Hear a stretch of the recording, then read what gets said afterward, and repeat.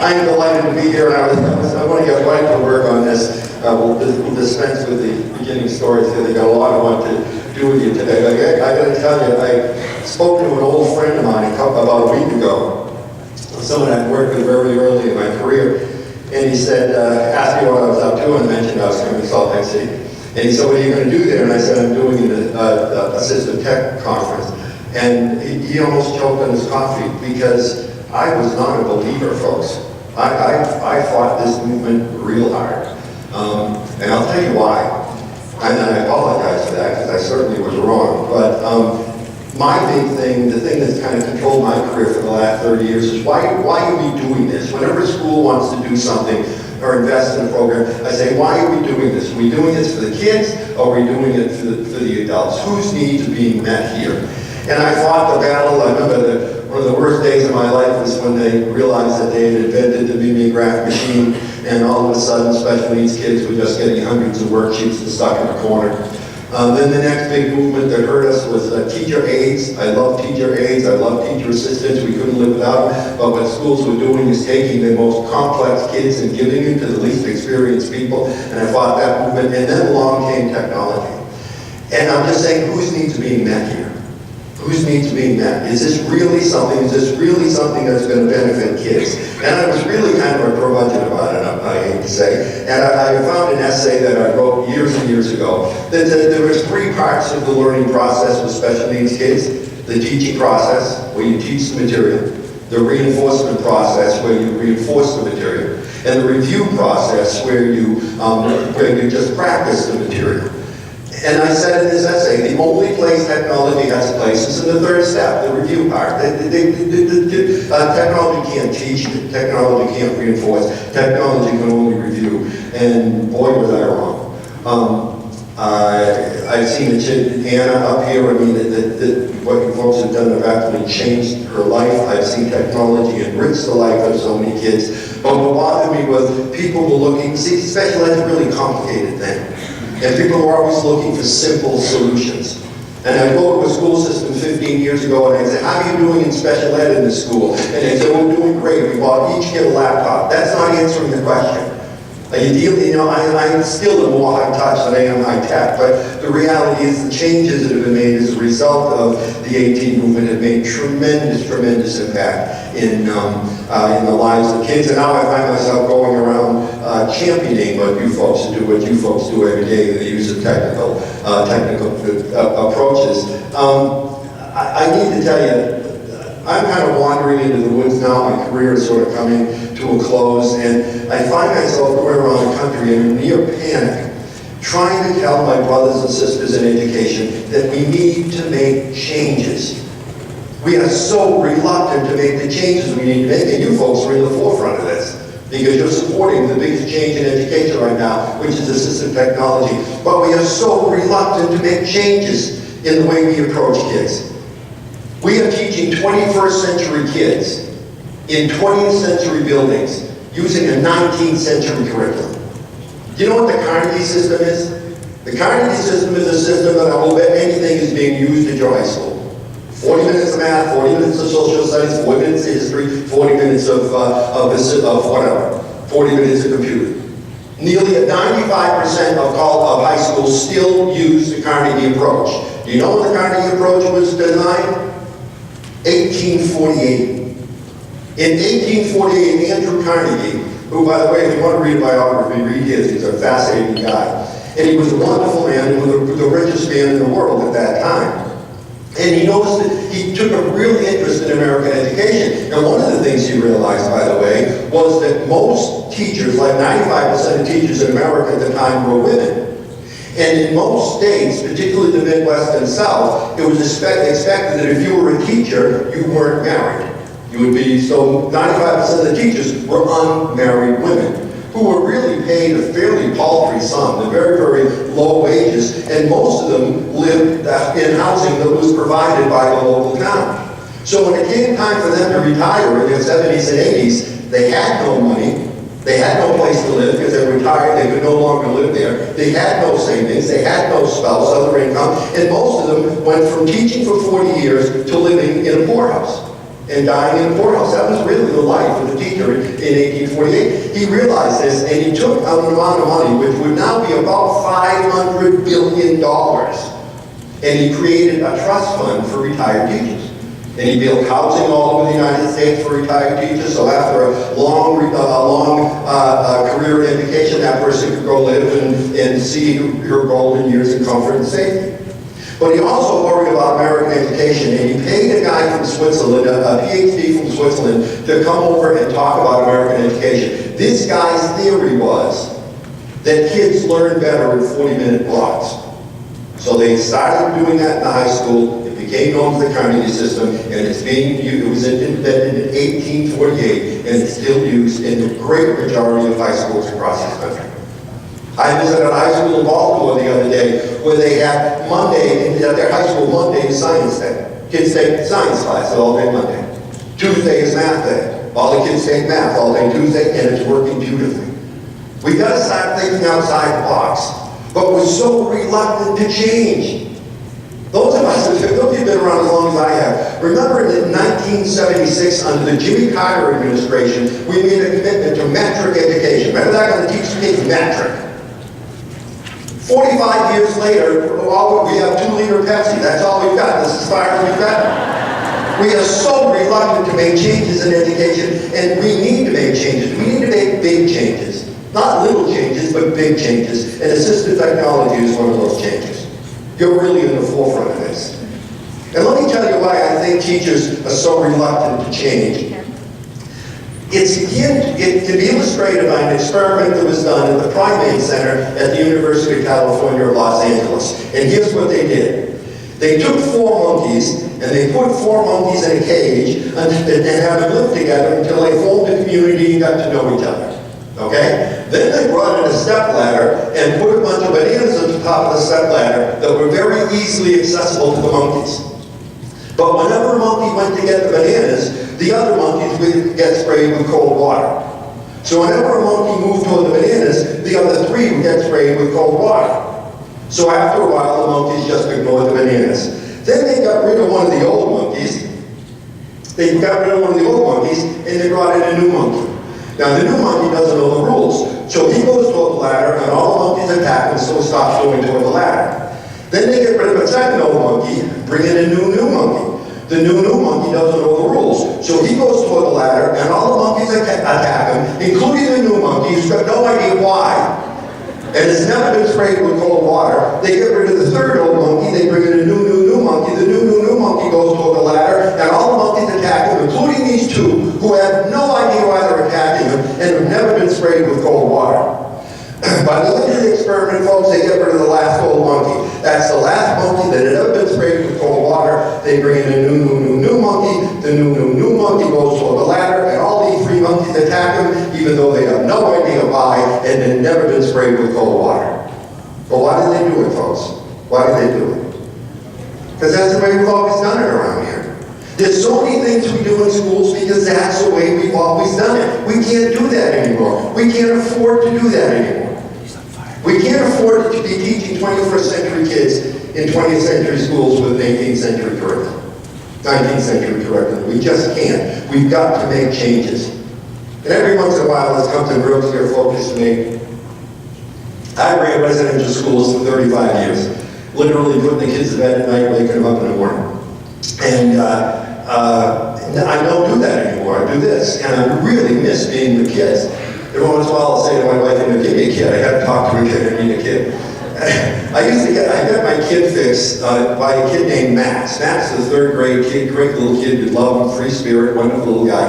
And we live in Boston in a condominium complex in the Back Bay. And he lives on the 8th floor, and we live on the 5th floor. And I love bumping into Max because it gives me my kid fix for the day.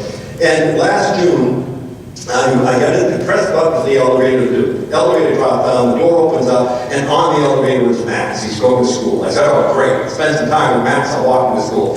And he's got with him a popsicle stick model of the Eiffel Tower that he's bringing in for show and tell.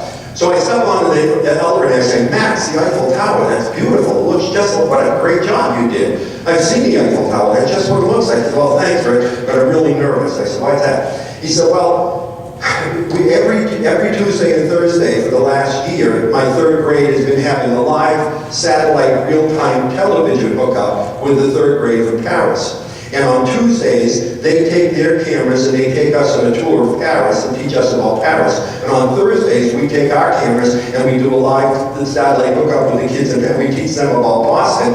And now it's the end of the year, it's final exam time. And last week, they told us what they learned about Boston and we gave them a grade. And today, we've got to tell them on this hookup what we learned about Paris and they're going to give us a grade and I'm really nervous. I said, you'll do fine. He said, Rick, did you do a lot of this kind of stuff when you were in third grade? And remember, the high point of third grade for me was twice a year. The custodian would go to the roof of the school at recess and throw little tennis balls down to us. That was the high point of my third grade year.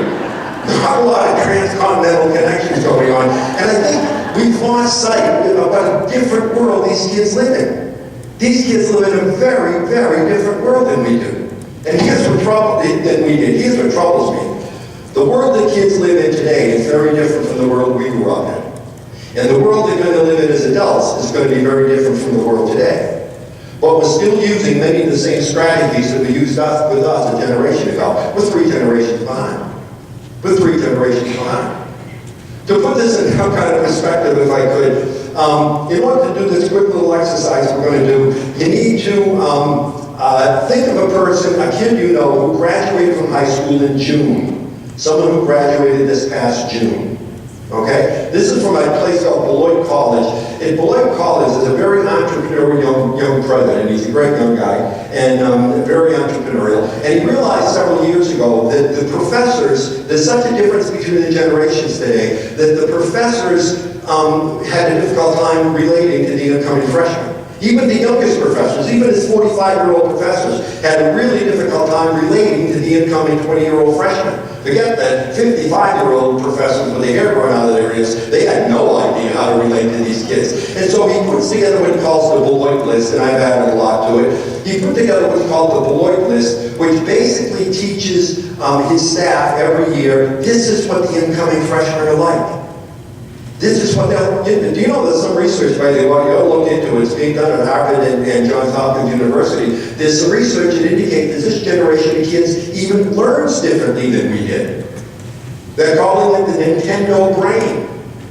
That the reason that our kids learn differently, and this is not a shot at video games, I'm not saying video games are a bad thing, but think of it. Our kids spend so much time playing video games. How do you learn how to play a video game?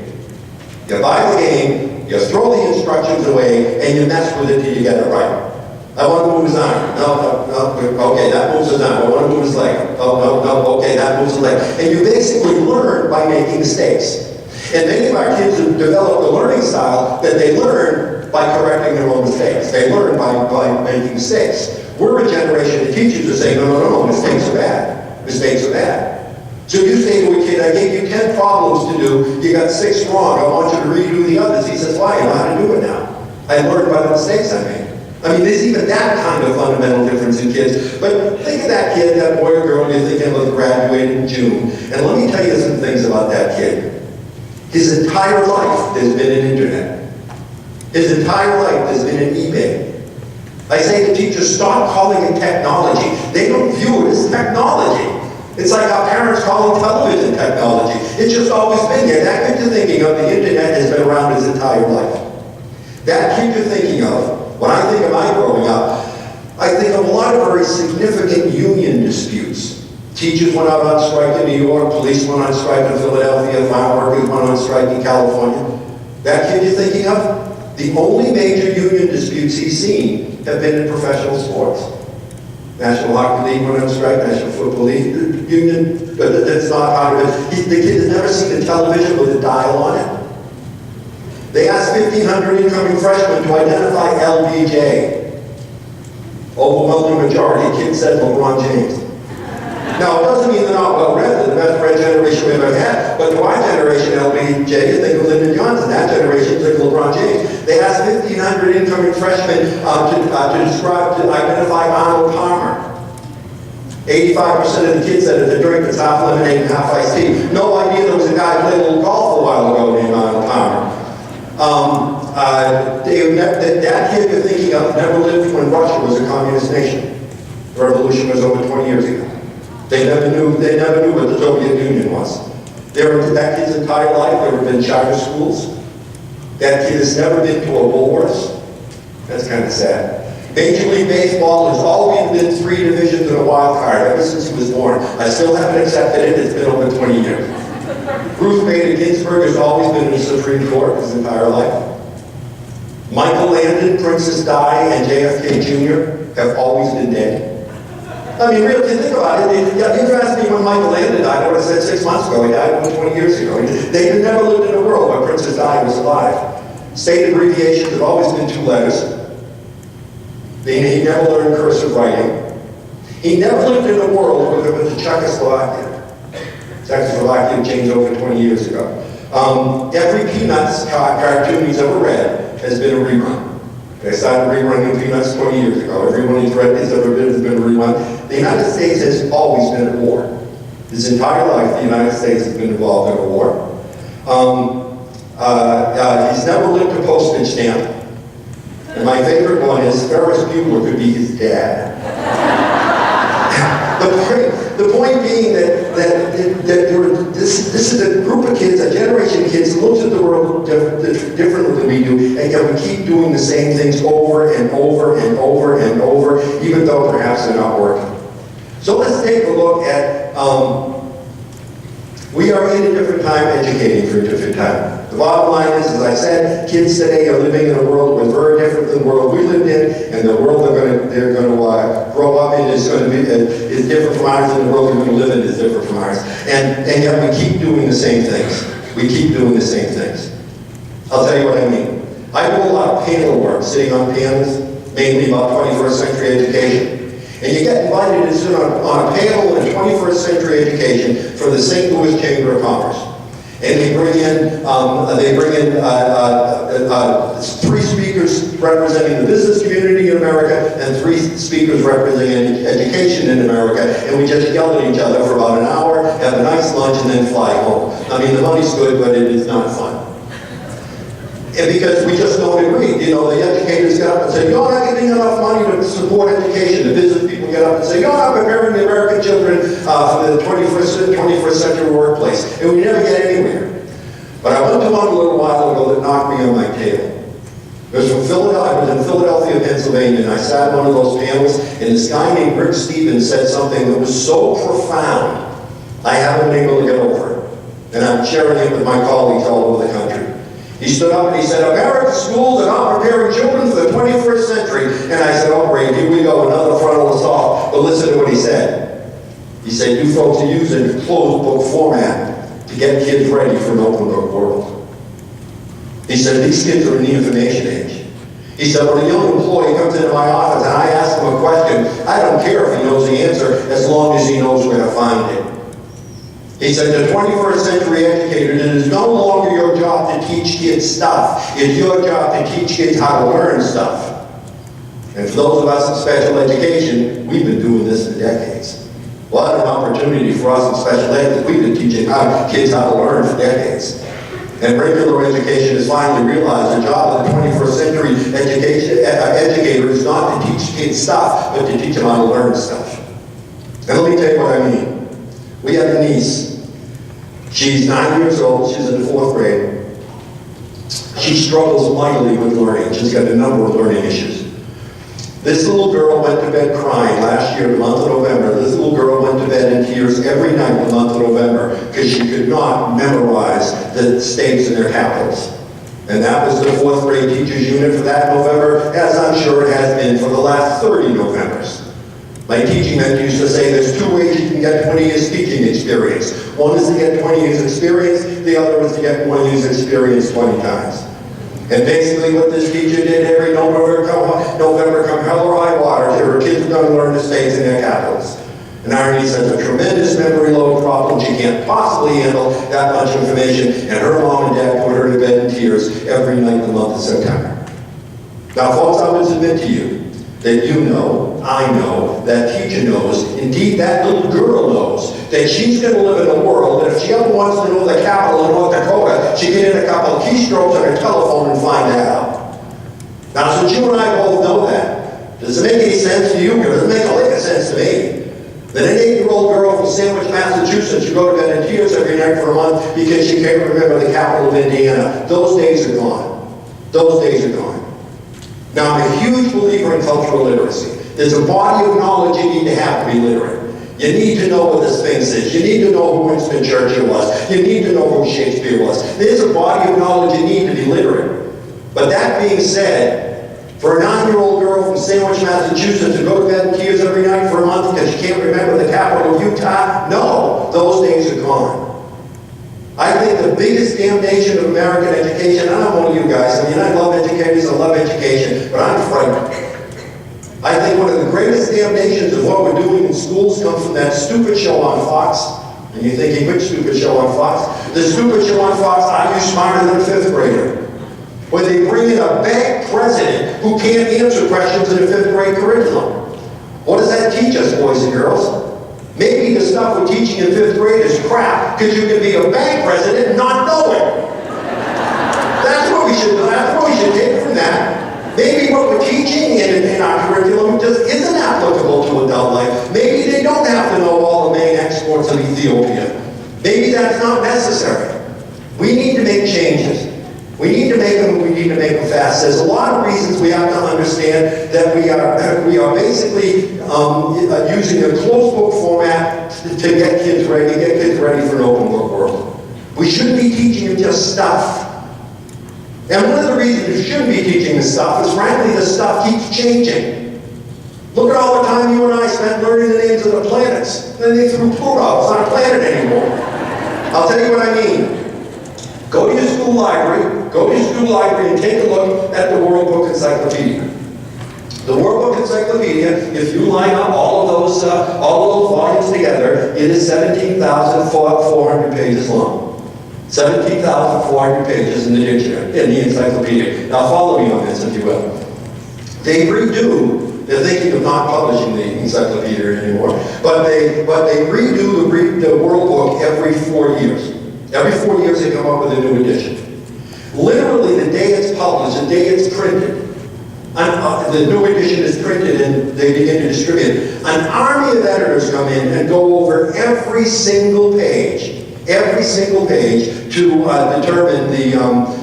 determine what changes need to be made based on what was learned in the previous 4 years. Okay, so every 4 years they dive into the World Book and look at what changes need to be made for the upcoming edition. Out of 17,500 pages, the 2009 edition and the 2013 edition, how many changes do you think needed to be made in the encyclopedia out of 17,400 pages?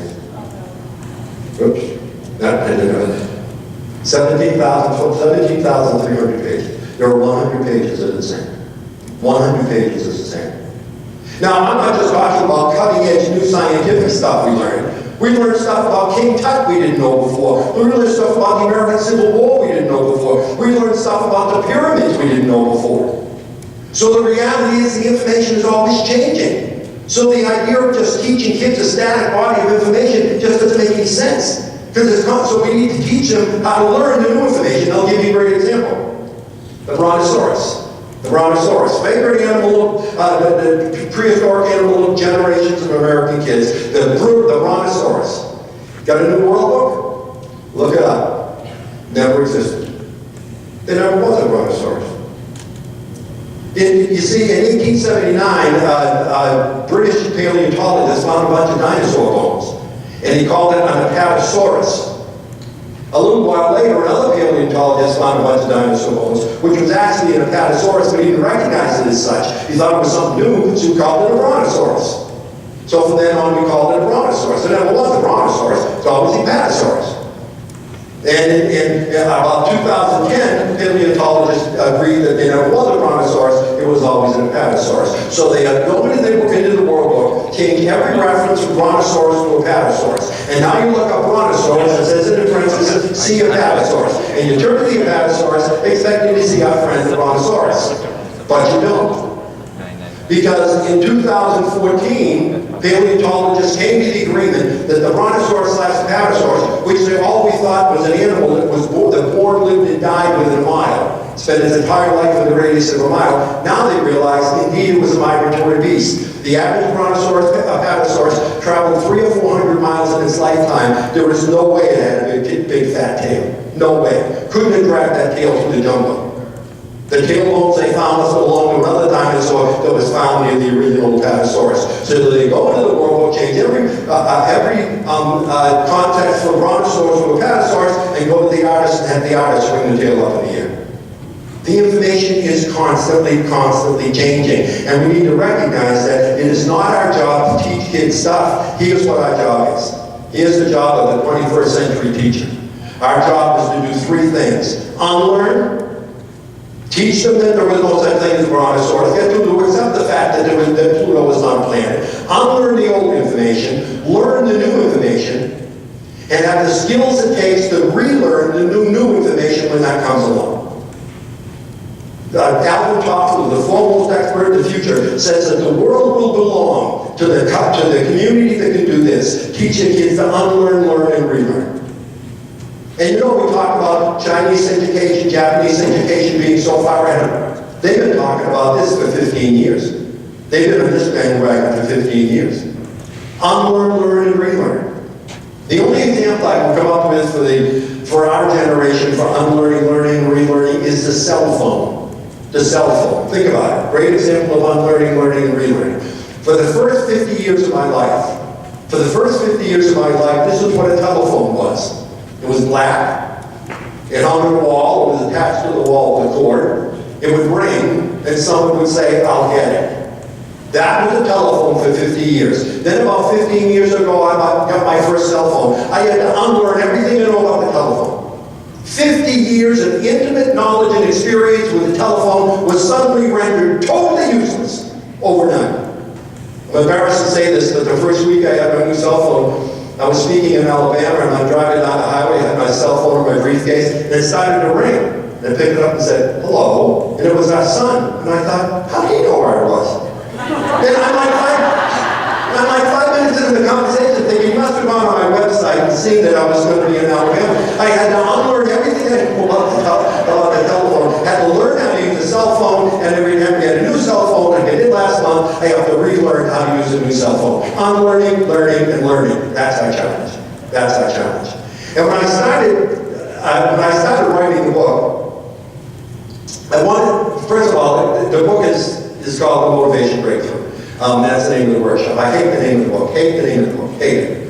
When you write a book, my publisher, Simon & Schuster, the author has arguments with the publisher. Sometimes the publisher wins, sometimes the author wins. I lost that battle. They said motivation needs to be in the title so people will know what it's about. And if I got breakthrough with a little bit of overselling, the title I wanted was this: Batteries Not Included. Batteries Not Included. Because this is the message of the story. This is the message of my work. Kids don't come with batteries included. It's our job to motivate the kids. And for the last generation, somehow we've taken all the responsibility for motivation and given it to the kid. This kid's not learning because he's not motivated, as if we're not involved in that process. For my money, the teacher who says this kid's not learning because he's not motivated is just like an automobile salesman saying to his boss, "I didn't sell any cars this month because they didn't have any motivated buyers." It's your job to motivate the buyer. Don't tell me you didn't sell any cars this week, you didn't have any motivated buyers. That's part of your job. And what we've done, I think, as a whole generation of educators is taken all the responsibility for motivation and given it to the kid. When a teacher brings a kid into my office by the scruff of the neck and says, "This kid's not learning because he's not motivated," I don't look at the kid, I look at the teacher and say, "Well, what are you doing about that?" No matter what learning theory you subscribe to, Maslow, I don't care who you subscribe to, every learning theory begins with motivation. It's our job to motivate kids. But we've taken on our responsibility to give it to the kid. He's not learning because he's not motivated. Now, suppose I get home, I'm flying home later today. My wife is visiting relatives, she's not going to be home. Suppose I walk into the house and our refrigerator's blown up and it's leaking all over the floor. I'm going to get in the car and I'm going to drive to Best Buy and I'm going to buy a refrigerator. And you know what? It's not going to take a great salesman to sell me one. Anybody on that floor can sell me the refrigerator. I need one. A good salesman is someone who can sell a refrigerator to someone who's not sure he really needs one and doesn't know what kind he's going to get. That's what a good salesman does. And that's what we need to do as teachers. You see, God bless us, here's what we do. I'm a science teacher. I get these 6 kids come into my class every day. Oh, please teach me science. Please, please, Mrs. Science, teach me science. I love science. And you say, wow, well, I am a great motivator. Get over yourself. Those kids came with batteries included. What about the kid sitting in the back of the room with his head in the desk? That's the test of a motivator. Get that kid to lift his head and get involved. That's the test of a motivator. So we need to look around and understand. First of all, we need to understand the process of motivation. I want to spend a little time on this because I went around and interviewed teachers. I found out a number of things that disappointed me. I interviewed 200 teachers about classroom motivation, and I found a number of things that disappointed me. One is most teachers don't understand human motivation. We don't understand how it works, and that really disappointed me. The second thing I learned disappointed me more. I didn't understand human motivation. I had done workshops on motivation. I taught a graduate course on motivation. But until I really did a deep dive into human motivation, I didn't really understand how what motivates kids. The third thing I learned is we've got a lot of myths and misconceptions. Things we think are true about motivation just aren't true. And the fourth thing I learned is we built our teaching strategies on those myths. So we've got all these things we think are true about motivation that aren't, and we built our strategies on those untruths.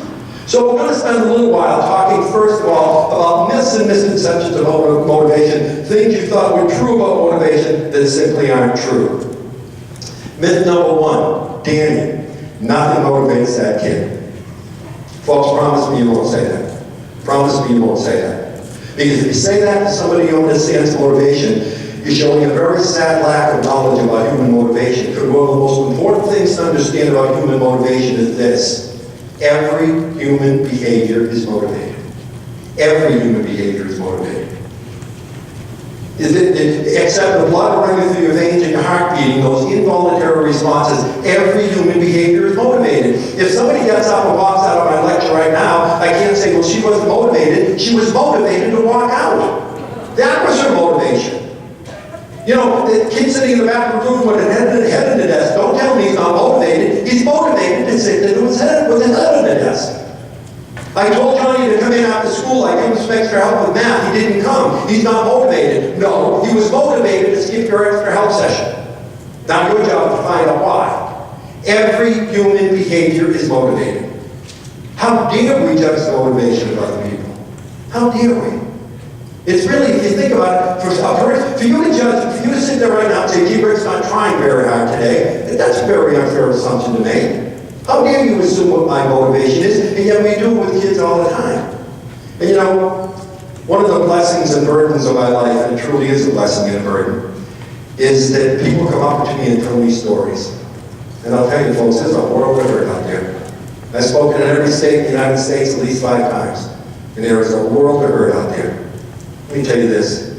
Speaking in a major Midwest city and speaking about motivation, we took a break in the presentation. There was a young man who was sitting in the audience, maybe 27, 28 years old. And he came up, his eyes were red, his eyes were kind of swollen and red, his face was kind of flushed. He looked like he'd been crying. And he said, Rick, can I talk to you? I said, yeah, are you okay? And he said, yeah, but let's go backstage, I want to talk.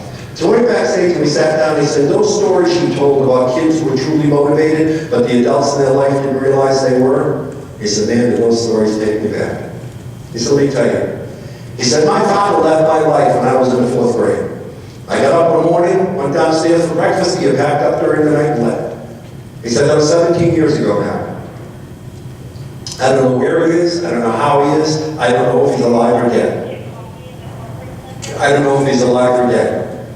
He said, I hate to say this, God help me, he said, but I don't care if he's alive or dead. He was a terrible, terrible person who made my life miserable, my mom's life miserable, and my 3 brothers' life miserable. And I didn't realize it at the time, but now I'm an adult, I look back and realize the best day of my life was the day that he left. He said, I was the youngest and smallest of 4 brothers. And because I was the youngest and smallest, I think I'll turn this guy's beeper off. There we go. Because I was the youngest and smallest of 4 brothers, my father used to beat me. And he beat me because he liked beating me. He didn't even reason to beat me. We'd be sitting at breakfast and consider all this in the back. I'm just going to keep doing this. Thank you.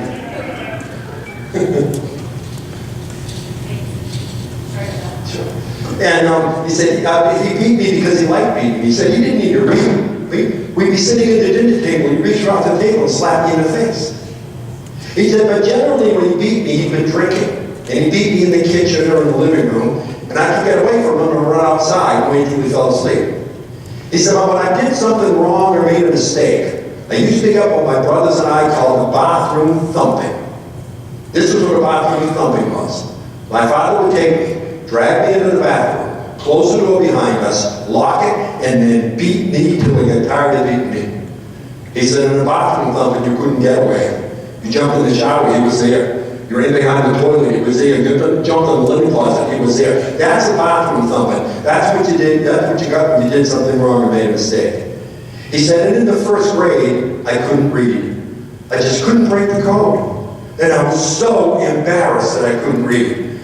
He said, and the way they ran the reading program in my school district when I was in the first grade is every other Thursday, the second and fourth Thursday of every month, Mrs. Donovan, the reading specialist in the school district, would come to the school and take all the kids in first grade who couldn't read and make them come up and read out loud in front of the class. He said, that used to embarrass me so much, listen to this, that used to embarrass me so much that every other Thursday for the entire year, during recess, just before Mrs. Donovan would arrive, I'd go to the boys' room and I'd take my reading glasses and I'd twist them until they broke. Or I'd tap the lens against the sink until the lens cracked. And then when Mrs. Donovan came in, I'd go up and I'd say, I can't read today, Mrs. Donovan, my glasses are broken. And I did that every other Thursday for a full school year with the full knowledge that when I got home and showed my parents the broken glasses, I was going to get a bathroom thumping for it. You know the saddest part of that story, folks? I'll bet you anything, if you look at that kid's permanent file, if you go back and find his permanent school file, somewhere in the file Mr. Donovan wrote, this kid is not motivated. She must have known he was doing it on purpose. You don't break your glasses 15 Thursdays in a row unless you're doing it on purpose, but not motivated. I would submit to you he was probably the most motivated child Mrs. Donovan will ever have in her entire teaching career. He was so motivated to avoid being embarrassed in front of his friends. He was willing to take a beating twice a month from a grown man. Now, I've got a lot of people in my life that I love. And there's a lot of places in my life that I love. But there's only one thing I own that I love. There's only one thing that I own that I truly do love. And that is, in the summertime, in the Back Bay of Boston where we live, I drive a 1972 Cherry Red Carnegie convertible. Remember the old Carnegies, the old Volkswagens? They're not fast, they're not expensive, you just can't find them anymore. And I wanted one all my life. And God bless her, on a 25th wedding anniversary, I walked out the driveway, there's a 1972 Carnegie Cherry Red with a drop top. And I love that car, I love that car. But I'll tell you something, if you said to me, Rick, if you, in order to keep that car, you're going to take a beating twice a month. Twice a month, we're going to send somebody out of the house to beat you up. I said, well, here are the keys, Jack. I don't want it that badly. I mean, I love that car, but I'm not going to get beaten up twice a month. This kid was so motivated to not be embarrassed in front of his friends, he was willing to take a beating twice a month from a grown man. And yet all the adults in his life are assuming he's not motivated. When you say nothing motivates a kid, it belies the research because every human behavior is motivated. Myth number two, give them something that'll motivate them. There's a whole chapter in my book about how reward systems don't work. By reward systems, all you're doing is motivating the kids who are already motivated. And how many of you are going to be in my session this afternoon? This afternoon we're going to talk extensively about punishment. How punishment doesn't work. Punishment does not motivate kids. Dr. Phil. I don't understand a damn word that man says. And I'll tell you what puzzles me about Dr. Phil. His audience seems to understand him. And he says these non-sequiturs and the whole audience, yay, Dr. Phil. And I think, well, I mean, I'm a pretty smart guy. I don't know what he's talking about. He had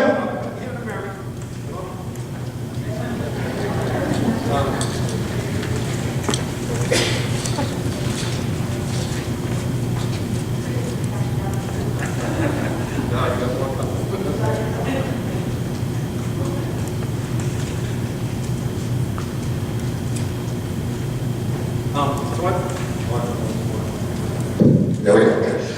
So he has this married couple up on stage. They're having marital problems. And he said, well, you know, he said, we got to go to commercial, but I'll tell you one thing. He said, you remind me of a pair of shoes, but you don't have any shoelaces. And the audience goes, what the heck does that mean? That doesn't mean anything. And they had a woman on the stage one time, she said, my family takes me for granted. They don't appreciate me. And he said, well, darling, we got to go to commercial, but I'll tell you one thing. They can kill you, but they can't eat you. What? I never know what he's talking about. But there's one thing Dr. Phil says I know exactly about talking about, and I could not disagree more. His book, Family First, #1 book ever written about raising kids.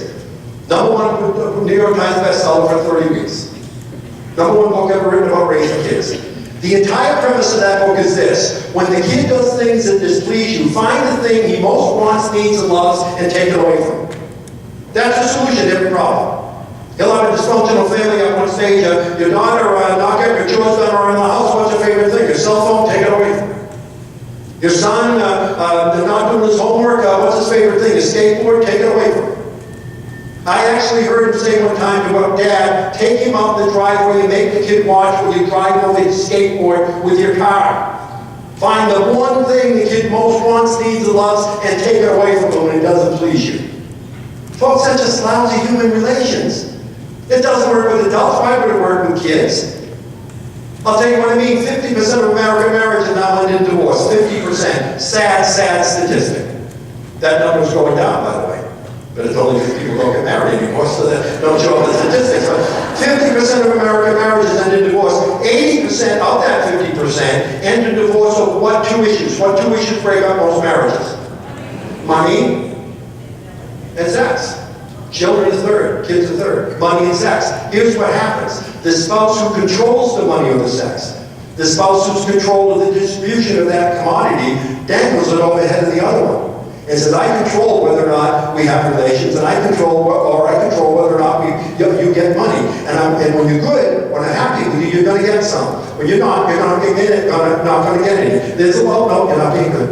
Oh, no, you're not being good. And takes the thing the other spouse needs, wants, and loves, and uses it to punish, reward, and manipulate. And what does the other spouse eventually say? Forget about it. You know what's something I want, you know what's something I need, you know what's something I love, and you use it to punish me, reward me, and manipulate me. That's no way to treat somebody you love and so forth. Every speaker you go to, for the rest of your academic career or career as a parent, every speaker will say what I'm going to say right now. And the reason we all say it is because it's true. What kids need from us is unconditional love. I love you because you do. I love you because you do.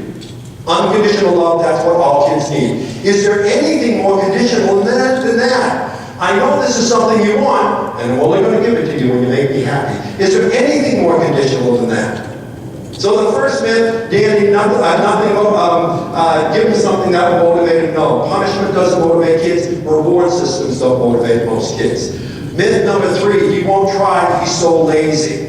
We're not going to have time to do a deep dive on it now, but what I recommend you do is take a look at the work that's been done on the concept of learned helplessness. Learned helplessness. Here's the thing about learned helplessness and motivation. Lazy kids and learned helpless kids look exactly the same. Their behaviors are exactly the same. The learned helpless kid looks just like the lazy kid. So if you've got 5 kids sitting in the back of the room with their heads in the desk, okay, you might have a lazy kid or 2 there, but if it's a special needs kid or 2 who struggles, it's because of learned helplessness. Let me tell you what learned helplessness is. Learned helplessness is a well-documented psychological construct that says this: when any member of the animal kingdom, and I will submit to you we are members of the animal kingdom, when any member of the animal kingdom feels it can't succeed, feels that it will fail, it stops trying. When any member of the animal kingdom feels helpless, it stops trying. There are some amazing examples of this. You know those amazing shows that have gone on Animal Planet, National Geographic now? Take a look at it next time, where you'll see one of the big cats chasing a gazelle across an open field in the Serengeti. And he's after the gazelle, and he tackles the gazelle and brings the gazelle down. Watch. The gazelle will struggle madly trying to get away, literally fighting for its life. Suddenly, instinctively, it knows, I'm in a death grip, I can't get away. It's over, and it just stops struggling. Scientists will tell you that animal's got plenty of life left in it, got plenty of kick left in it, but instinctively it knows I'm helpless, and once I realize I'm helpless, I stop trying. Every person in this room had areas of learned helplessness in your life. Every one of you do. One of my areas, I'm not proud of this, but one of my areas is automotive repair. No matter how little you know about how to fix a car, I know less. Now, I don't happen to have a car with me today, but suppose I did. And suppose at the end of the day, you folks are all out there saying goodbye in the lobby, and you're watching, I go to walk out to my car, I sit behind the wheel, I turn the key, the car won't start. I'll try it again, it won't start. I'll try the third time, it won't start. I'll take my cell phone and call the garage and ask someone to come and start it for me. Now, you might see that happen and say, boy, is Rick Lavoie a lazy person? His car wouldn't start, he didn't even try to fix it himself, he just called somebody to fix it. He must be very lazy. Now, folks, I got a lot of faults, more than most people probably, but laziness is not one of them. My schedule is busier than 90% of the people I know. I'm not lazy, I'm learned helpless in that area. My thing is, why even open up the hood? Why get the suit dirty? Unless there's somebody lying dead over the engine block, I'm not going to notice it. And if the wire had pulled out, I wouldn't know where to put it back in. So it's not that I'm lazy, it's that I'm learned helpless. And frankly, I'd be pretty hard off if you called me lazy about that. I'm not lazy, I'm learned helpless. Now, my nephew's an automotive mechanic. If he couldn't start his car and just went and called someone to do it for him, you could call him lazy. Same behavior, very different diagnosis. Many kids with learning problems suffer from learned helplessness. They just automatically assume they're going to fail. So if you get up in front of the class, you say, we're going to do something new in math today. And Johnny raises his hand, I can't do this. He said, I haven't told you what it is yet. Yeah, but I know I can't do it. That's learned helplessness. This kid has failed so many times, everything to introduce new math for 5 years. Why should he think this is going to be any different? Raise your hand if you think you work with learned helpless kids. You all do. What do you do about it? First of all, stop calling them lazy. If you call me lazy for not being willing to start my car, everybody turn you off. Stop calling them lazy. And secondly, have with the kid, one of the greatest talks you can have with a kid like this, I call it give the chain a tug. Give the chain a tug. Does Salt Lake City have a zoo? You have a good sized zoo? Okay, next time you go to the zoo, go look at the elephant. It's a perfect example of learned helplessness. They bring this massive 2-ton beast, one of the most powerful animals on God's earth. They train elephants how to knock down buildings in India and Africa. That's how powerful they are. And they bring this elephant out of its cage into its pen. They attach a chain around its ankle, the kind of chain we use on tires in the winter in the mountains. And the other end of the chain is attached to a stake that's driven 6 inches into the ground. And as soon as they put that chain in his ankle, he just walks around that stake in a circle, day after day, week after week, month after month, year after year. He never gives the chain a tug. That chain can't hold him. There's no way that chain can hold him. But you see, they use learned helplessness to train elephants. And here's what they do. When he was a little baby elephant, they attached that chain to his ankle and attached that chain to that stake, and he hated it. And he pulled and he pulled and he pulled, but he couldn't get away. Now, 30 years later, as soon as they put that chain in his ankle, as soon as he's stuck, he just walks around the stake in a circle and never gets any bigger day after day, week after week, year after year. You got to have to give the chain a talk with this kid. I don't want to invite anybody to the senior prom in Lavoie because I invited a girl to the 8th grade dance and she didn't show up and everybody made fun of me. That was 5 years ago, Michael. Come on, you've been playing varsity sports, big, strong. Come on, give the chain a talk. Ask someone to the prom. I don't want to put anything in the science fair, Mr. Lavoie, because I put something in the science fair 2 years ago and it fell apart and it looked so dumb. Yeah, but now you know desktop publishing, you've got a great new art teacher, you could do a great display this time. Come on, give the chain a talk, give it a shot. Many times when a kid appears to be lazy, it's actually learned helplessness. I have a website, ricklavoie.com, and there's dozens of articles I've written for downloading. And one of my favorites is about competition. Competition does not motivate kids. Competition does not motivate children.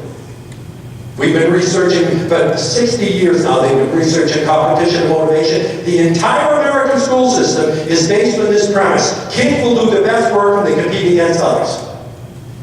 The national federal law that I refer to as No Child's Behind Left, the entire federal law is based on the premise that kids will do the best work when they compete against others, and that there's not piece of viable university-based research that shows that's true. Our entire American school system is based on the premise kids do their best work and they compete against others. The research says that's not true. What the research does say is this: the only person motivated by competition is the person who thinks he has a chance of winning. Therefore, fourth grade teacher, if you decide to teach spelling by using spelling bees, contests, quizzes, and games, who's the only person you're motivating? The good speller. The kid who's already motivated in their area. And who's the kid you're not motivating? The kid who can't spell. You see, I don't know why we can't understand this in our own lives. I'm from Boston, Massachusetts. Boston, Massachusetts is famous for a number of things, but we host one of the premier sporting events in the world every April. What is it? Boston Marathon. Every city's got one now, every major city. Boston was the first, Boston was the original, Boston's the best. I'm sorry, but it is. Okay? We had the 100th anniversary of the Boston Marathon several years ago. 46,000 runners. 46,000 men and women tortured themselves, trained for years to come and run the Boston Marathon, to come at their own expense and run in the Boston Marathon. Now, in order to run in the Boston Marathon, you've got to show evidence you've already finished 3 marathons. You can't start in Boston. You've got to show you've already finished 3 marathons. 46,000 men and women from all over the world, trained for years, came to Boston at their own expense to run in the 100th running of Boston. Okay? Now, every one of those runners is running with the full knowledge that there's one prize for the man who finishes first and one prize for the woman who finishes first. Now, think about this before you answer. How many of those people do you think came to Boston hoping to win the race? Okay, so somebody said all of them. Let's take a look. My dentist ran in 100 running in Boston. That's 63 years old. He had a major heart attack at 55. He said, I want to come up with a goal to work toward to get my health back. He decided, he trained to run, and God bless him, he ran ran the entire marathon in the 100th anniversary, and God bless him, he finished. In his wildest dreams, do you think he thought for a moment he was going to win that thing? No, I would bet that maybe 24 world-class runners came to Boston hoping to win the race. There were 46,000 people in the race. Who were the other 45-some-odd people? Who were they running against? Themselves. We do our best work as butchers, bakers, candlestick makers. We compete against ourselves, not against others. And yet the entire American public school system is based on the premise that kids will do their best work and they compete against others, and there's absolutely no evidence that shows that's true. What the evidence does say is the only person motivated by competition is the person who thinks he has a chance of winning. Here's the key. There we go. Here's the key. Here's what I hear all the time when I go to meetings. If you only try harder, you do better. If you only try harder, you do better. How many times have you said it? How many times have you heard it said? If you only try harder, you do better. The reason this misconception bothers me so much is not only is it untrue, it's 180 degrees from the truth. 180 degrees from the truth. And I'll tell you what I mean. The truth is not. There's only one thing. They've been researching motivation for centuries. There's only one thing we found that motivates the human animal. What is the only thing that is a long-term, definite, positive, gonna win, gonna work, a technique to motivate human beings, men, women, children? What's the only thing that motivates human beings? Success. Success. The only thing that motivates a human being is success. Success then builds on success. So the fact that we say if you only try harder, you do better, it's 180 degrees wrong, because the truth is if you only did better, you try harder. We've got it totally backwards. We say if you only try, we say to the kid, if you only try harder, you do better. If he could advocate for himself, he'd say, no, I'd do better. I could try harder if I did better. Give me some success. You keep talking about the success I should be working toward. Give me a taste of it. Give me a taste of it. See if it's something I'm interested in. And if you give me some success, I'm going to want to work toward more success. The truth is not if you only try harder or do better. The truth is if you only did better, you would try harder. Now, I'm going to leave ample room. We've been talking about what doesn't work. Let's talk about what does. When I decided to write a book on motivation, I took a look at all the work that was done in the education field of motivation, and I wasn't very impressed, frankly. So I took a look at all the work that was done on motivation in the field of psychology, and I didn't understand it. Unless you're a psychologist, reading psychological research is like swimming in mud, and I didn't understand it. Guess where I found a mountain of impeccably done research? Who's done the very, very best research on how to motivate kids? Think about it. Who? Who knows more how to motivate America's children than anybody else? Advertisers. Advertisers. My favorite chapter in the book is, what does Madison Avenue know that Maple Street Elementary School doesn't know? Madison Avenue spends $100 million a year researching how to motivate kids. Conducting surveys, going all over the country, doing focus groups with kids. They make this gigantic investment in how to motivate kids. Now they're doing it to sell them shoes and music and whatever, but it's terrific, it's unbelievably good research. So I did a deep dive into that research. And so now what I'm trying to do is to talk to teachers and parents and say, we got to use the strategies that are being used by Madison Avenue. We got to find out the secrets that Madison Avenue knows. And here it is. If you haven't taken notes, you want to write this down. Here's what all those millions of dollars of research shows about how to motivate kids. You will motivate a kid if you meet his needs. Now that sounds very simple. It's actually very, very profound. You'll motivate a kid if you meet his needs. And I'll give you a great example. About 24 years ago, more than that I guess now, one of the major toy manufacturers in the United States realized there was what's called a hole in the market. There was a demographic, there were a group of customers for which there was no great toy in the marketplace. And it was 10, 11, and 12-year-old boys.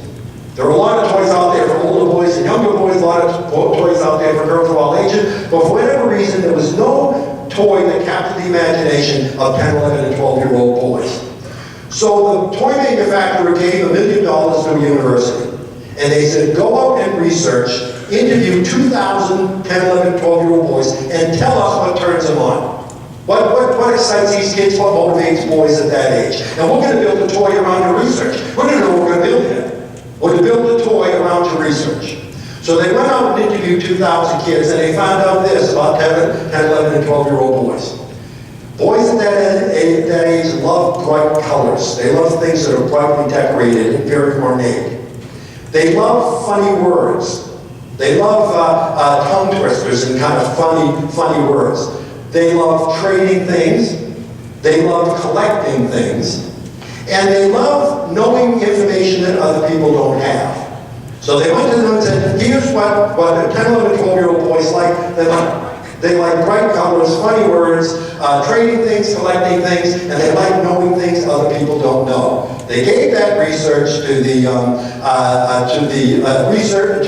toy manufacturers, and the toy manufacturers invented what?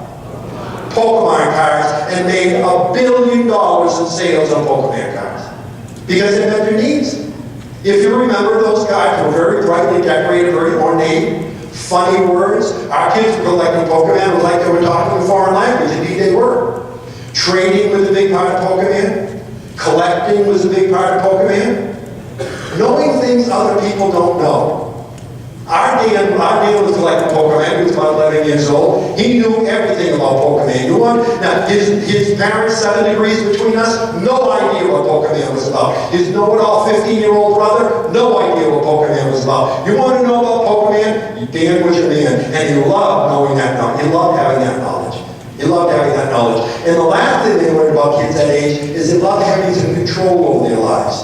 They're not really teenagers yet, but they're not little babies, and they want to control over them. Look at the control he gave.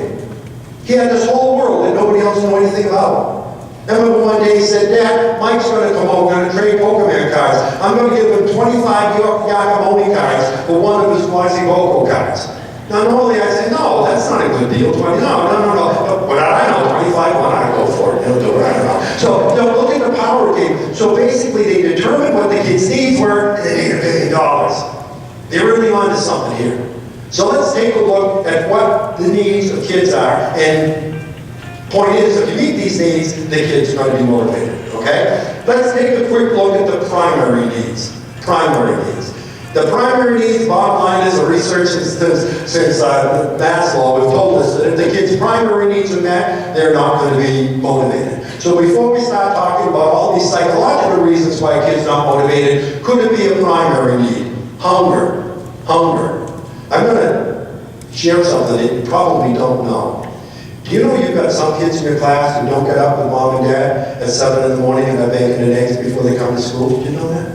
Of course you do. Maybe the reason that little 9-year-old kid is fading at 11 o'clock every day is simply because he's hungry. It's very, very difficult to be hungry. You know, and I'll talk to an audience like this where there's no breakfast available or something, nothing, and by 11 o'clock I can pick out the people who didn't have breakfast. I can pick them out.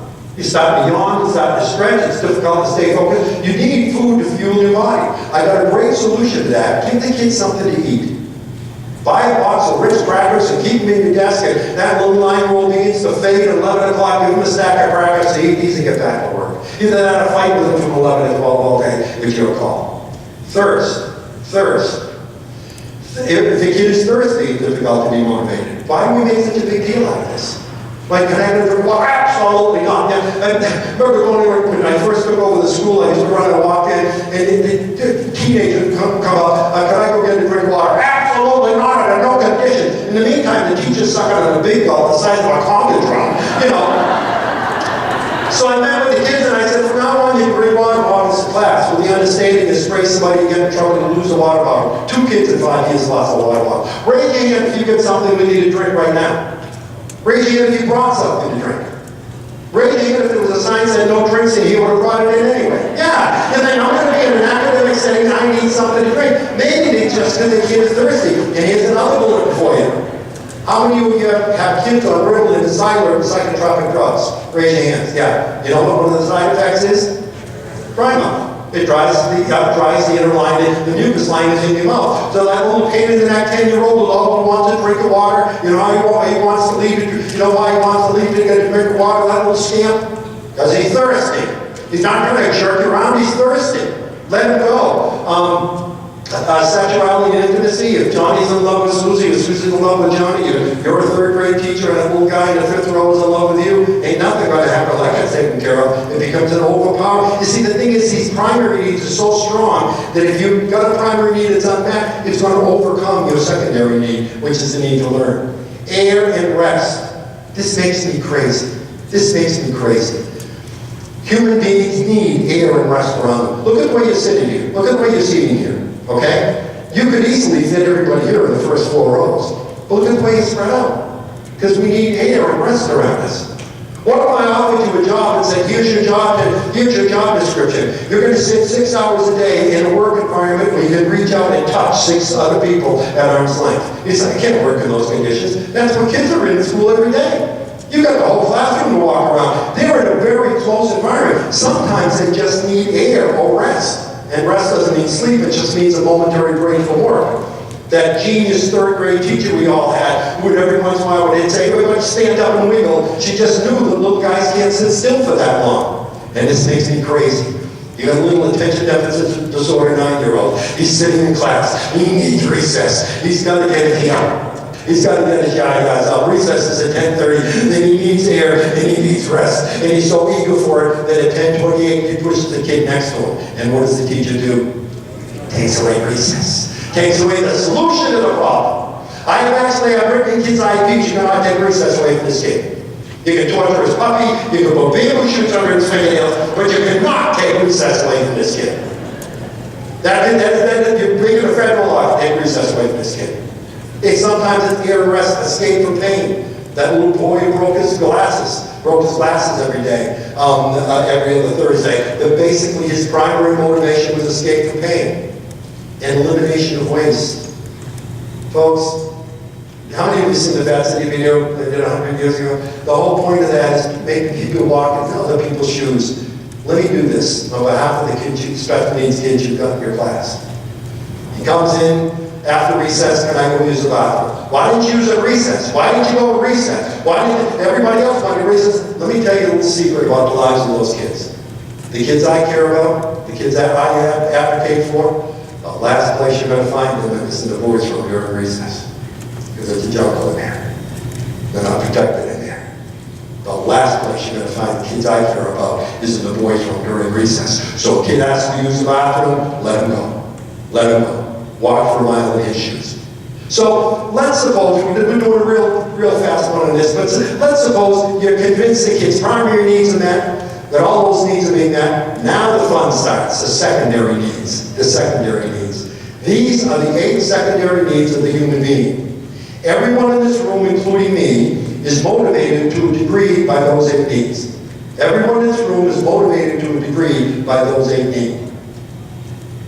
Now your individual personality and your individual motivational profile is determined by how motivated you are by each of these needs. Let me say that again, because as we say in Boston, it's wicked important. Everyone in this room is motivated to agree by these 8 needs, but your individual personality and therefore your individualized motivational profile is determined by how motivated you are by each of these 8 needs. And if these needs are met, you'll be motivated. If they're not met, you won't be motivated. It's as simple as that. Now, since I'm the person in the room who I know better than anybody else, I will use myself as I will talk to you about my profile. I'll talk to you about my profile in terms of the motivation of these needs, the degree to which I'm motivated by these needs, and I want you to keep track of your motivation. Okay? So I'm going to run through each of these, I'm going to tell you how motivated I am by each of them, and then I want you to kind of keep track of how motivated you are by each of them, and then we'll compare notes at the end. Okay? So one more time, everyone is motivated by these 8 needs. Your individual motivational profile is determined by how motivated you are by those 8 needs. Okay? Let's take a look. The first one is status, the need to be important. Basically, that means this: the degree to which your self-concept, the way you feel about yourself, is influenced by the opinions of other people. The degree to which your self-concept, the way you feel about yourself, is influenced by the opinions of other people. Now, for me, that's very low. That's very low. Status is not a huge motivator for me. It's not a big motivator for me. I'm a human being, I care what people think about me, but not so much it's going to change my mind. I dress the way I dress. If you like it, that's fine. If you don't, that's okay. If somebody comes up and says, I hate that tie, I'm not going to have your entitled your opinion, but so am I. And other people's opinions don't sway me that much. Every time I speak, I give myself a grade of A, B, or C. When I get off the stage, I give myself a grade of A, B, or C. Suppose I got off the stage and I say, Rick, I'm going to give you a low B today. You were tired, you missed that story, you missed that. I'm going to give you a B today. And somebody comes up in the audience and says, Rick, I've heard you speak 100 times. It's the best presentation you've ever given. I said, well, thank you very much. I appreciate it. And I would appreciate it, but it wouldn't change my mind. I wasn't happy with it. The fact you were, that's nice, really nice, and I thank you, but I wasn't happy with it. Conversely, I come off the stage and I say, hey, home run today, pal, you hit a home run, way to go. I'm going to give you an A today. And some disgruntled teacher comes up to me in the parking lot and said, well, that was a waste of the day, I didn't learn a thing. I'm not going to jump off a bridge. You're entitled to your opinion, I'm entitled to mine. So other people's opinions just aren't that influential in my life, okay? Raise your hand if other people's opinions matter a great deal to you. See, you're thinking there's right or wrong answers. There's no right or wrong answers here, folks. It's different strokes for different folks. Raise your hand if other people's opinions matter a great deal to you. Nothing wrong with that. Don't matter at all. And somewhere in the middle. Okay, for me it would be a very, very low motivator. Status would be a very low motivator for me. Inquisitiveness. Inquisitiveness means the need to know and learn. For me, that's immense. That's immense. I'm very motivated. I'm very inquisitive about my own field. My briefcase is full of books on learning a language that I'll read on the plane on the way home. I'm very inquisitive about my field. And I'm kind of inquisitive. You know, I'll be flipping through the channels and it's a special on Galapagos turtles or something. And I'll say, gee, you know, I don't know anything about that. I'll watch that. But I'm not super inquisitive. My brother's one of those guys. Never seen him with 5 books under his arm. He's teaching himself Gaelic, but I'm even Irish, I know what it's up to. I mean, you know, he's a super inquisitive person. For me, inquisitiveness would be kind of mess. Raise your hand if you're a very inquisitive person. Somewhere in the middle. Okay, for me, I would be somewhere in the middle. Affiliation. Affiliation means the need to be associated with something larger than you. For me, that's gigantic. Every ball cap I've got, every jacket I own is a Red Sox jacket or a Celtics jacket or a Bruins jacket. I love walking through an airport in Denver and saying, gee, that guy must be from Boston. How many times have I been to Boston in the time we've been here together today? I love being affiliated with something larger than me. When I ran the schools, I used to get t-shirts and sweatshirts that had the school's name on it. I wore 5 of them myself. I love being affiliated with something larger than me. Raise your hand. Okay. If you're not, raise your hand if you're not motivated by affiliation. Okay? Those of you with your hands raised are thinking, well, I don't get it. Why would a middle-aged guy care about wearing a ball cap for a team he doesn't play for? You see, if that doesn't motivate you, it's very difficult for you to understand that it's a gigantic motivator for me. It's a huge motivator for me. Now, for those of you who raise your hand, you're thinking, why?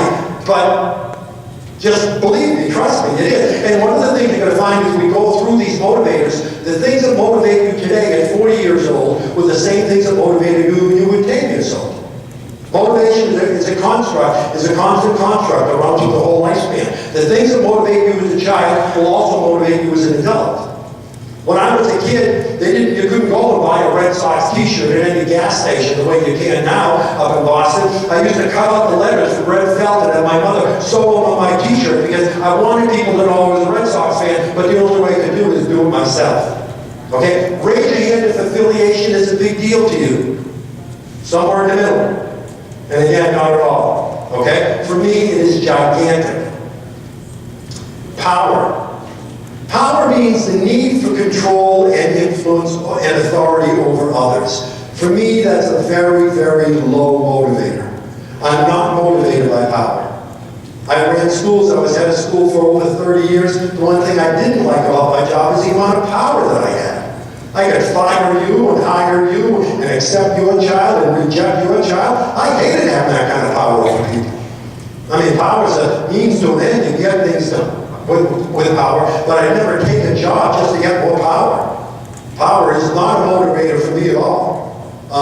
Like I said, you can get things done if you have some power, but I certainly wouldn't take a job just to get more power. In fact, for years I had a job where 150 people reported directly to me. I gave that up to do what I'm doing now, which is nobody reports to me. I'm my own boss and my only employee. So obviously power doesn't mean a whole lot to me. So power is a very low motivator for me. Raise your hand if power is a big motivator for you. Okay, raise your hand if your husband or wife would say that it's a big motivator for you. Come on, a little self-awareness here. Nothing wrong with that. If I'm going to be on a committee, I want to be chairman of the committee. Nothing wrong with that at all. Raise your hand if power is a motivator for you. Not at all? And somewhere in the middle. Okay? For me, it would be a very, very low motivator. Aggression.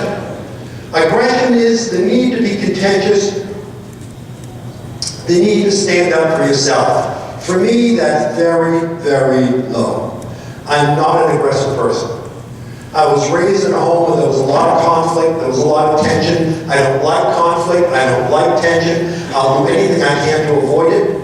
I have been on the road for 40 years. In 40 years, I've eaten in countless restaurants. I've never sent a meal back to the kitchen. I've never sent a glass of wine back. I'll take a taste and go, oh, what the heck, you know? And I'm not saying it's a strength, it's a weakness. It really is. Probably the 10 biggest mistakes I made in my life is times I wasn't assertive enough. Sometimes in life you've got to be assertive. I'm just not an aggressive, assertive person.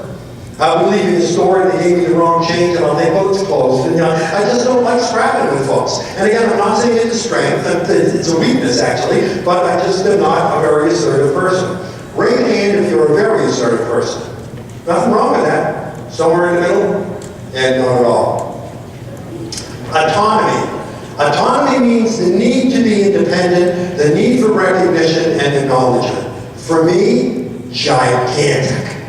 Don't put me on a committee. Give me a job to do. I'll go to my office. I'll be back in a half hour. I'll change the world. I love being autonomous. I love working by myself. When I ran those schools for years, when I left, I wrote a letter to each board member and said, thank you for letting me run this school. Thank you for giving me the autonomy I needed to run this school without looking over my shoulder. I love autonomy. I love autonomy. Raise your hand if you love autonomy. Look at the hands. Look at the hands. You see, that's part of my bias. I think the teacher personality is very autonomous one. We love walking into a room and closing the door, and that's our little world. That's our little world. Whether the sun comes up or goes down, it is determined by you. It's you and the kids in our own little world. And I think teachers like that. That's the way teachers screw together. That's why I think the whole co-teaching, collaborative movement didn't really go anyplace. You know, put two teachers in the same class with the same amount of power, same influence, working together as a team. Well, you got two people in the room who would rather be in there by themselves. So really, the whole collaboration thing really didn't work, which is a real challenge for you folks doing assistive tech, because you need to become part of that team. You need to make yourself be part of that team. And it can be extraordinarily difficult sometimes. Raise your hand again if autonomy is a big deal to you. Somewhere in the middle? And not at all, okay? For me, it is gigantic. Achievement. Achievement means the need for recognition and acknowledgement. For me, that's very low. I don't need a lot of recognition for my accomplishments. I've got a doctorate, I'm entitled to call myself doctor, but I seldom use the title. I mean, my wife knows I've got the degree, the university knows I've got the degree, my family knows I've got the degree. I don't need the guy sitting next to me in the plane going home today to know I've got a doctorate. I'm not going to introduce myself as Dr. Lavoie. I'm not going to make a reservation at a hotel for Dr. and Mrs. Lavoie. Now, it doesn't mean I'm a humble person, it doesn't mean that at all. It just means I don't have that need. I just don't have that need. A lot of times I do a conference like this and they present you at the end with an award or a certificate or a plaque or something, and I say, thank you very much, I appreciate it, I truly do, it's a very nice thing to do. And I take it home and put it where I keep that stuff, because I never throw it away because it's a gift, but I don't necessarily need to hang it on the wall. I don't have my diplomas hanging all over. I mean, and again, it doesn't mean I'm a humble person, it just means that I don't have that need to be recognized for my achievements. Conversely, the other night on ESPN, they interviewed Pete Rose, you know, the famous gambler. They interviewed Pete Rose, and he was in his den, and his den was half the size of this room, and he had every trophy, every award, every plaque he'd ever received for his entire career, since he was in Little League, climbing the walls. That doesn't mean he's a bad person.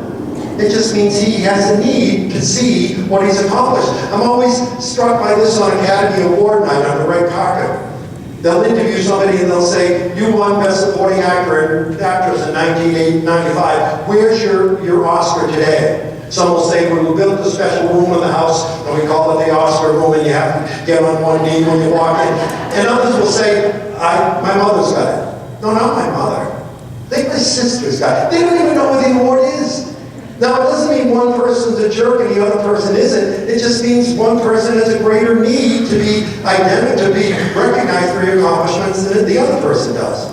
Raise your hand if you don't have a great need to be recognized for your accomplishments. You picked a wonderful profession. And you're not going to get recognized for most of your accomplishments. Particularly those of us who toil in the vineyards of special ed, the victories are so small that there's no Forrest Gump moment, there's no time that all of a sudden everything comes together. So you've got to kind of reinforce yourself, because you're not going to get a lot of praise for your achievement. There's not going to be parades in our honor as teachers, because you just don't get that, because you need to be happy, particularly special ed, with the small victories. See, that's what special ed is all about, small victories. Special ed is about two things: support and challenge. Your job, if you're going to work with special needs kids, you need to do two things. You need to support them, and you need to challenge them. Keep the carrot at the end of the stick, and they've got some potential to work toward, but if all you do is challenge kids but don't support them, that's not special ed. And if you just support kids but don't challenge them, that's not special ed. It's that balance of support and challenge. They want to challenge you, but give you some support to meet that challenge. That's what special ed is all about. But you're not going to get a whole lot of achievement. Great hand if you are turned on by achievement. I would recommend you join a bowling team, because you're not going to get the recognition for your achievements in the classroom. It just doesn't happen. So you have to be happy with small victories. Let me tell you a quick small victory story. I have something that's in my office now for 46 years. It's my first year of teaching. In the mountains of Massachusetts, they had just discovered the term learning disabilities the year before. We didn't even know what it was. in this little school in the mountains of Massachusetts trying to teach these kids who were bright but just didn't seem to be able to learn. And there's one little kid in my class named Jordy. Residential school, 11 years old. This kid was such a great spirit. He was a wonderful, wonderful little guy, but fighting the battle on several fronts. He had learning problems, language problems, orthopedic problems, he had a vision problem, he had emotional and social problems. He was just fighting the battle on several fronts, but a great little guy, 9 years old. And I had him in a one-to-one tutorial, 50 minutes a day, and my job was to teach him how to read, write, and spell. And the way I structured my class is every day at the end of class, I give him an assignment. I give him a notebook, and he would take the notebook home and write something that happened to him that day. And then he'd bring it and give it to me, and I'd take it home and read what he wrote, make a comment, and give it back to him, and then he'd bring it in. So he was kind of keeping a diary during the semester. And he came running into my class one day, actually limping. He had orthopedic problems, and he comes stumbling in my classroom. Mr. Lavoie, give me my notebook. I got to write something down. Something happened in recess. I got to write it down. I don't want to forget. So he got the notebook and he wrote it down. And I didn't look at it. Just closed the book and tossed it in my briefcase. That night I went back to my apartment on campus, and I opened up my briefcase, and I opened up the notebook, and I read what he wrote, and I cut it out, and I framed it, and it's hung in every office I've had now for over 40 years. This is what Jordy wrote. Yesterday was a really great day. I almost caught a ball. The ball came to him at recess. He didn't make a total fool of himself. He almost caught the ball, and that made his day. That made his day. That's what we need to understand, those of us who are dealing with kids who struggle. There's so much we need to understand about that. I was interviewed on National Public Radio last week, and it's always nerve-wracking being interviewed on National Public Radio for a couple of reasons. One is, you know, the guy who's doing the interview is smarter than you. I mean, that's a given. It's NPR, you know. But secondly, interviews on NPR, they're 17 minutes long. I do a lot of radio interviews. I did one on Monday night. I do a lot of radio interviews, but they're on commercial radio. So during the commercials, you can say to the guy who's doing the interview, you know, ask me about this, or I want to do. You can kind of manipulate the interview. NPR, no, live, 17 minutes, and people listen to NPR. You know, you mess up on NPR, you're going to find real work, you know. And I was really kind of nervous about the interview, but it was going well, 16 minutes, it was going swimmingly. 1 minute left, the guy said, well, Dr. Lavoie, we've got about 30 seconds left. If you could tell the American people one thing about children, what would that be? Kind of a tough question with no preparation, but what I did was, what I said was something from one of the books that I think was timely. I said, we need to come to the profound understanding that kids go to school for a living. It's their job. They do it 6 hours a day. Not only is it their job, in our culture, in our society, it's their entire identity. Think about it. You bump into an 11-year-old kid you haven't seen for a while. What's the first thing you say? Hi, Billy. What? How's school? Now, you might be with his dad for 2 hours before you ask his dad how things are at work. In our culture, we don't identify adults with what they do for a living, but we very clearly identify kids with what they do for a living. Hi, Billy. How's school? So when a kid is struggling in school, it attacks his entire identity. It attacks the way he feels about himself, about his dog, about his parents, about his life. It attacks his entire identity. So how about a kid who's achievement-oriented, who wants to be recognized for his accomplishments, and he doesn't get those accomplishments? You need to make up those accomplishments. You need to feed that dragon, that achievement dragon. Well, let's take a look at the other. We have achievement, gregariousness, that's the seventh need, gregariousness, and the eighth need, the need to belong. Gregariousness is the need to belong. For me, that's very, very low. I'm not a very gregarious person. I'm one of those lucky people. I married my best friend 47 years ago. Janet and I have worked together in the same office for 47 years. Driven to work every day together. It just works for us. She's not a very gregarious person either. She's my best friend. She's my partner. She's the mother of our kids. It just works for us. You know, I'm not a very gregarious. I'm just not a very gregarious person. Neither is he. I meet wonderful people on the road when I travel, but I don't feel the need to keep up a lifelong correspondence with people. Our place on Cape Cod, it's an old captain's house. They turned it into condominiums, and we live on the first floor. On the second floor, this young couple always having dinner parties, always having friends over, and I'm sure they walk by our apartment, look in the window, and Jan and I are sitting by the fireplace reading and say, oh, the pool of boys. We're fine, we're fine. It's just we're not very gregarious people. Raise your hand if you're a very gregarious person. And somewhere in the middle? And not at all. Okay, now, in the time that we had, we went over every one of those secondary needs, and I gave you my profile. Raise your hand if your profile was identical to mine. I don't see a single hand. And you know what? I bet that nobody's was identical to hers, or hers, or hers, or his. The reality is we got a couple hundred people in it. We say we have 200 people in this room. We probably have 190 different motivational profiles. And yet we got up in front of a classroom full of kids and we think we're going to motivate them all the same way. And I'll tell me this isn't true. We try to motivate the kids by using what motivates us. We try to motivate the kids by using what motivates us. I told you I'm very motivated by affiliation. I'm very motivated by affiliation. When I first became a teacher, first thing I do as soon as I got my classroom assignment, I order t-shirts. Mr. Lavoie's class, room 5. And I order t-shirts for everybody, and I order 5 for myself. I was always so disappointed. Some of the kids would wear the t-shirt till it fell off their backs. Other kids would never wear it again. Why would they get motivated by power, wearing a t-shirt with someone else's name on it? Why would a kid motivated by achievement care about wearing a t-shirt unless he had won it or earned it somehow? Why would a kid motivated by gregariousness care about wearing a t-shirt unless everyone else did? And what I was trying to do was motivate all the kids by using what motivated me. And we can't do that. We can't afford that luxury. Now, I'm not saying you've got to come up with individualized motivational plans for the kids, but on my website, rickloy.com, for free, and in the book, there's a little 5-minute quiz you can give the kids. And you can determine from that 5-minute quiz what their motivational style is. It's like one of the things is you find a wallet of $50 in it, you give it to you turn it into the authorities. What would you like for a reward? Would you like $10? Would you like to have your picture in the newspaper? Would you like the police to call your parents and tell them what you did? Or would you like to have an assembly in your honor? Now, the choice that kid makes to that question tells you an awful lot about what motivates them. You know, the achievement kid would want his picture in the paper. The power kid would want $5. You find out an awful lot about just by asking these questions. And then you can begin in the book, and I'm not into sell books, but in the book, there's a chapter on each one of these with like 30 or 40 different teaching strategies for each of these categories. And it teaches you how to, actually, here's what you do. You build motivation into your lesson plan. Motivation's always been an afterthought.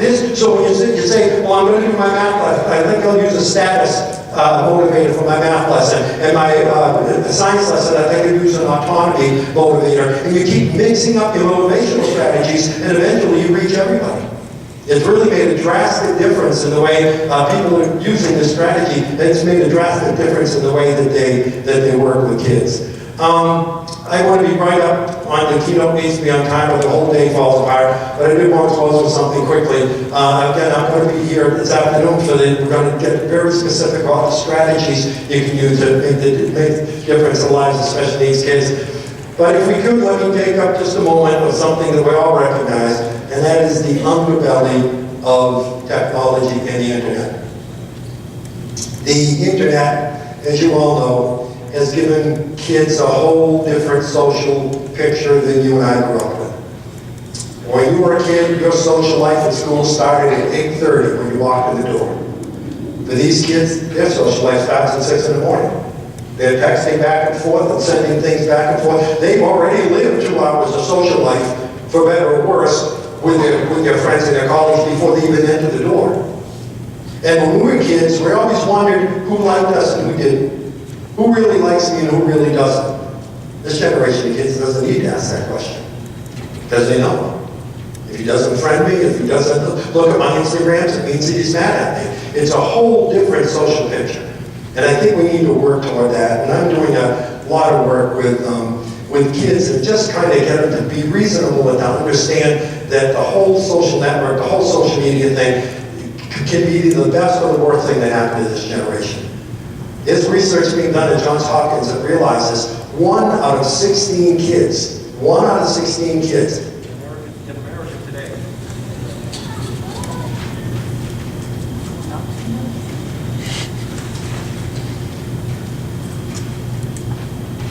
For a short lecture. I'll go somewhere. 1 out of 16 Oh, kids. there goes. Only 1 out of 16 of American kids today have the core strength that the average kid did in 1965. Because they're spending all their time sitting and playing, playing with their machines, playing with the instruments, and not as much time running around and staying healthy. I mean, there's a lot of repercussions of this, but I'm doing a lot of work with schools, trying to get them to understand this. Let me end with this, please. It's a piece of advice, and a piece of advice I give to kids, and you should pass on to kids. And probably the best piece of advice anyone's ever given anybody. You all know William James, 19th century psychologist, the father of modern psychology, William James. And Henry James is one of the most prolific authors of the 19th century. What a lot of people don't realize is they were brothers. William James, the psychologist, and Henry James, the author, were brothers. And William James' son, Willie, adored his Uncle Henry, the author. He adored him. And when Willie turned 18, he wrote a letter to his author, Uncle Henry, one of the most prolific authors in the history of the written word. He wrote a letter to Henry and he said, "I'm becoming a man now. I want to be a good man. I want to accomplish things. I want to get things done. I want to make a change. I want to leave the world a different place than when I came into it. Uncle, please tell me 3 things I can do. Tell me 3 things I can do to be the kind of person that can make a difference in this world." Several days later, he gets a letter from his uncle. He pours a cup of tea and sits down, expecting to read a multi-page tome from his prolific author uncle. And he opened the letter and it was 13 words. "Dear nephew, do these 3 things. Be kind, and be kind." With all that's going on in our country now, with the lack of civility that's going on in our public discourse today, we are swimming upstream trying to teach this lesson to kids. We are swimming upstream. It's a very, very sad time for those of us who are trying to inculcate and trying to put that moral fiber and those values into our kids. That the best thing you can do as a human being is to be kind to others. And those unexpected acts of kindness that you get all the time, that you give all the time, that's what's going to make the difference. That's what's going to bring the back of this very, very dangerous incivility I really think is reached into every part of our country. Thank you, folks. Thanks so much.